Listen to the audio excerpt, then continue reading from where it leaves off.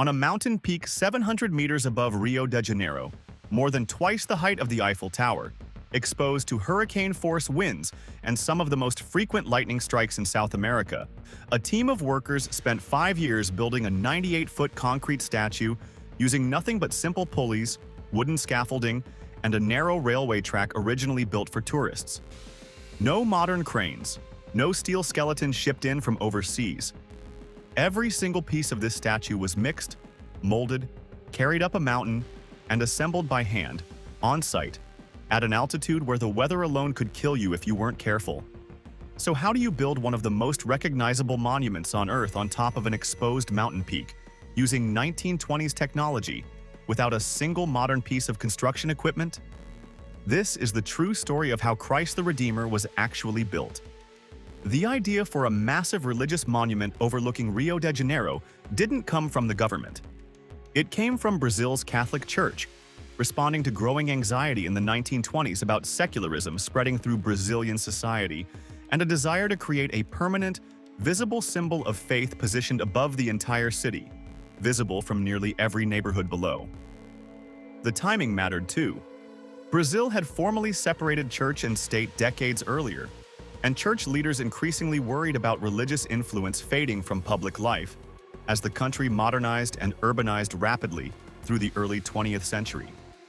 A monument this large, this visible, and this permanent offered a way to reassert a physical, undeniable presence over the city's skyline that no changing political tide could easily remove. Rather than relying on government funding, the church organized a public fundraising campaign called Semana do Monumento, or Monument Week, asking ordinary Brazilian Catholics to contribute directly to the project, an approach that meant the statue's construction depended from the very beginning on sustained public interest and continuous, successful fundraising rather than a single guaranteed budget. Church parishes across the country participated, collecting donations ranging from small, individual contributions to larger sums from wealthier supporters, turning the statue's funding into a genuinely nationwide grassroots effort rather than a project bankrolled quietly from the top down. Several different design concepts were seriously considered before the final version was chosen, including proposals featuring a large pedestal engraved with a world map and versions incorporating a giant globe alongside the figure of Christ.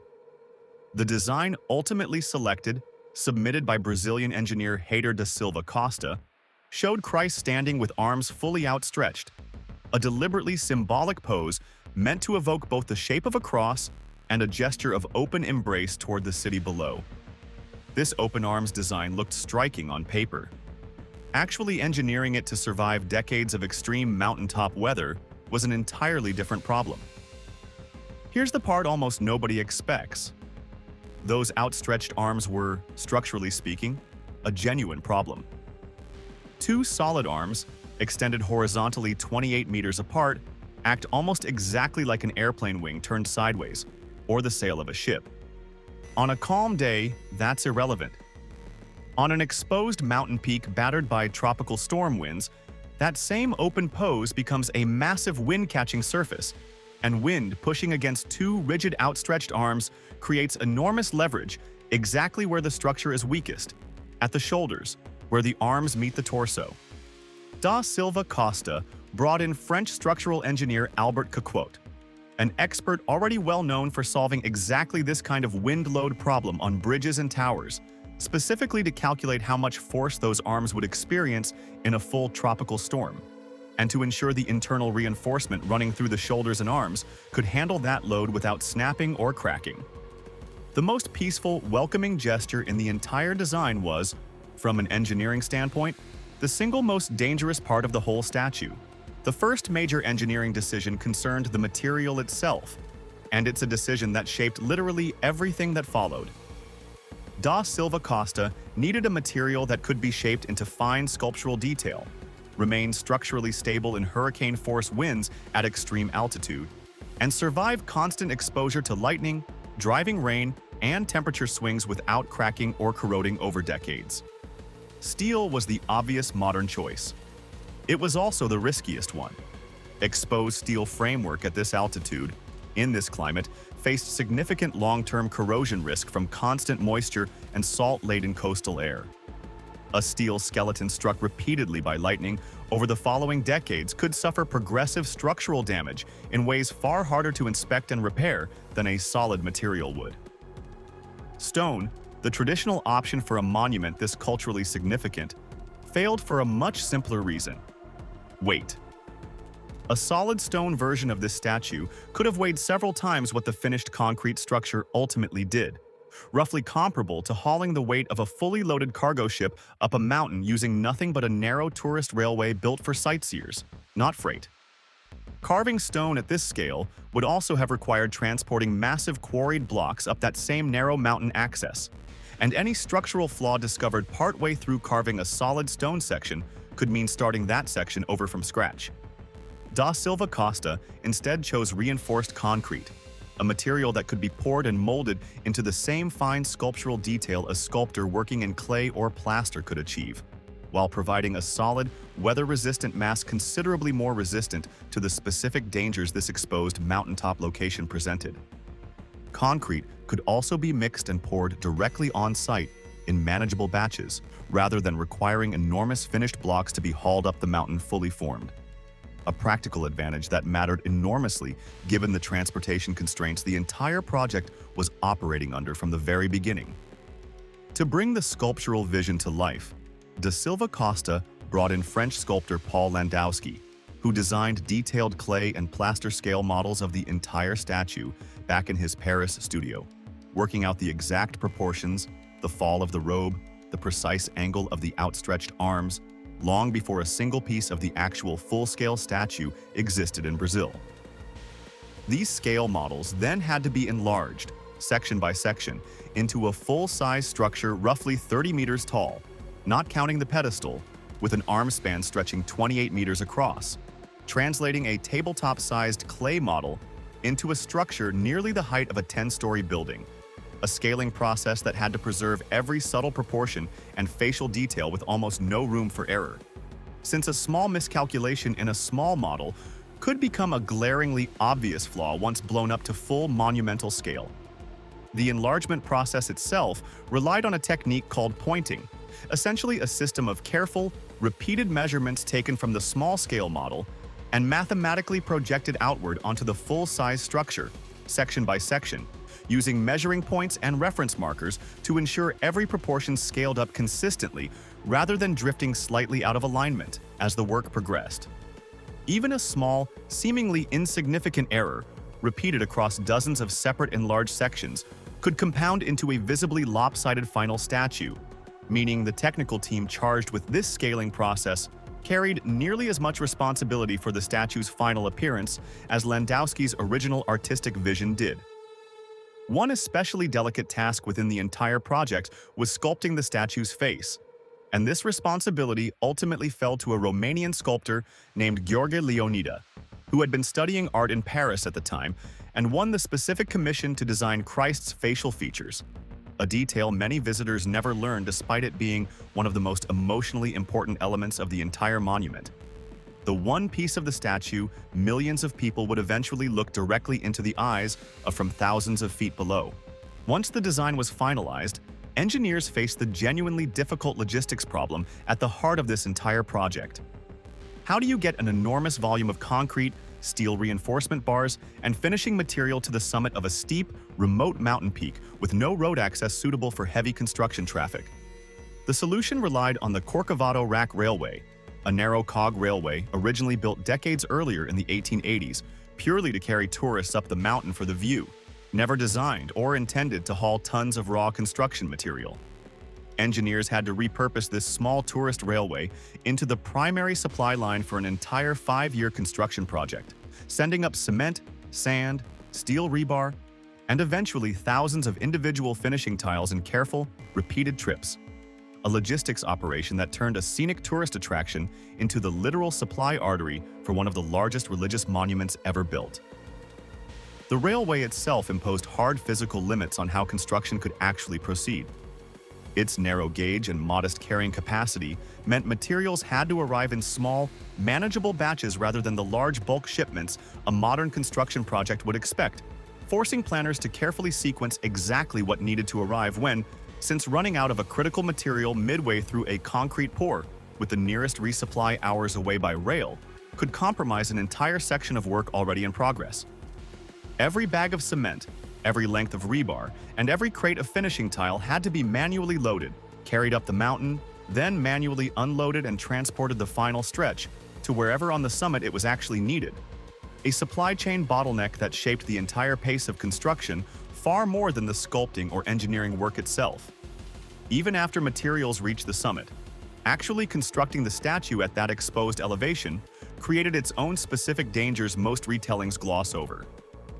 Workers built extensive wooden scaffolding directly on the mountain peak, assembling and pouring the reinforced concrete structure section by section while genuinely exposed to sudden, violent tropical storms and frequent lightning strikes, conditions that could turn dangerous with almost no warning at that altitude.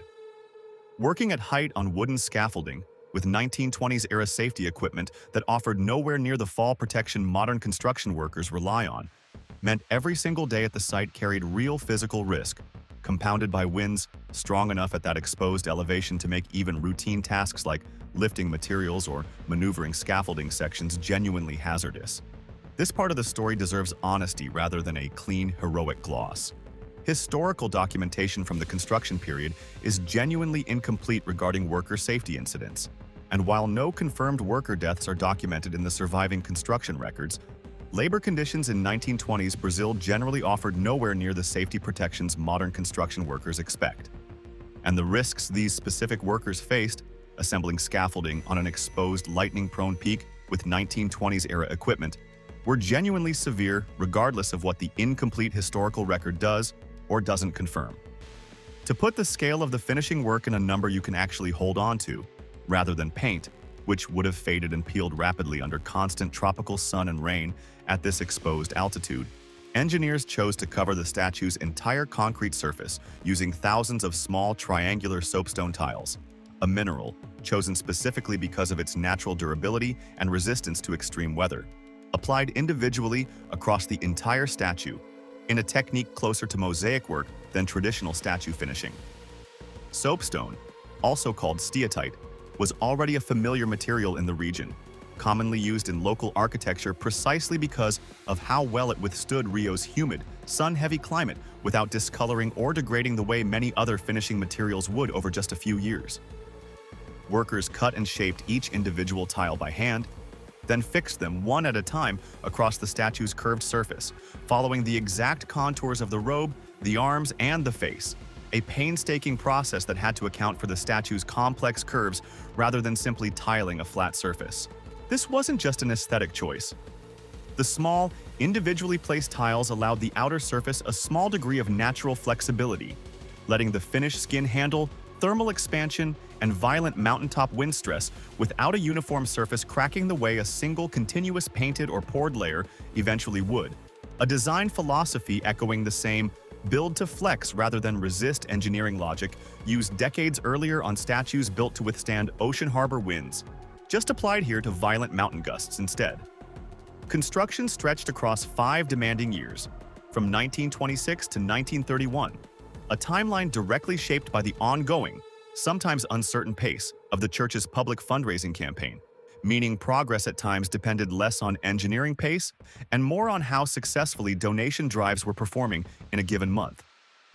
This funding uncertainty is worth being direct about, because the finished monument's smooth, triumphant final appearance obscures just how uncertain its completion genuinely was at multiple points throughout construction, with work periodically slowing to match whatever funds had actually been raised rather than following a fixed, guaranteed construction schedule from the outset. The statue was finally inaugurated in October 1931, standing complete atop Corcovado Mountain, visible from nearly every part of Rio de Janeiro below, a 5-year undertaking completed entirely by hand, on an exposed mountain summit, using a repurposed tourist railway as its only real supply line. The statue's exposed position, the very thing that makes it visible from across the entire city, has also made it a repeated target for lightning strikes in the decades since its completion, a genuinely ongoing modern engineering concern rather than a solved historical footnote. Documented lightning strikes have periodically damaged sections of the statue's hands, head, and eyebrows over the years, requiring specialized restoration teams to repair soapstone tiling damaged by direct strikes. One particularly notable strike in 2014 chipped away a finger and damaged part of the head during a severe storm. A stark modern reminder that a structure completed nearly a century ago still faces exactly the same atmospheric hazards. Its original builders were racing against every single day they worked on that exposed summit. Restoration teams today use specialized lightning rod systems and grounding cables integrated discreetly into the statue's structure. An engineering solution the original 1920s builders never had access to, meaning even the modern version of this monument is still, in a very real sense, an ongoing negotiation with the same mountain weather that shaped its construction from the very beginning. In 2007, Christ the Redeemer was named one of the new 7 wonders of the world, an international recognition that cemented its status alongside monuments like the Great Wall of China and the Colosseum, transforming what began as a Catholic fundraising campaign in 1920s Rio into one of the most internationally recognized structures on the entire planet. Picture standing on that exposed mountain summit in 1929, roughly halfway through construction, wooden scaffolding creaking in mountain wind, watching workers hand-place individual soapstone tiles onto a partially finished concrete arm, reaching out over a city most of them had grown up in, with no guarantee the next month's donation drive would raise enough money to keep the project moving forward. No modern crane to make the work faster, and no certainty that the statue taking shape above their heads would ever actually be finished at all. Somewhere below the scaffolding, the small cog railway that had carried every single bag of cement up that mountain continued its slow, repeated climbs, the only thread connecting an unfinished monument to the city it would eventually watch over. Christ the Redeemer stands today exactly where those workers built it, section by section, tile by tile, entirely by hand, on a mountain peak, still struck by lightning on a regular basis, still visible from nearly every corner of the city it was built to watch over. The face Gheorghe Leonida sculpted in a Paris studio still looks down over Rio exactly as designed. The soapstone tiles workers placed one at a time still flex almost imperceptibly in the same mountain winds that once threatened to halt construction entirely. It was never built with the easiest available technology. It was built with whatever technology, whatever funding, and whatever raw determination happened to be available at the time. Hauled up a repurposed tourist railway, one supply trip at a time, until a nation's monument finally stood complete on top of a mountain that never made it easy.